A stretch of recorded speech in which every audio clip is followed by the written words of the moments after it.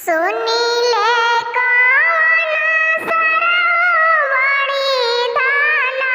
सेठ जी, सुनीले काना समाधि बड़ी धाना सेठ जी, सब धाना सेठी उनकर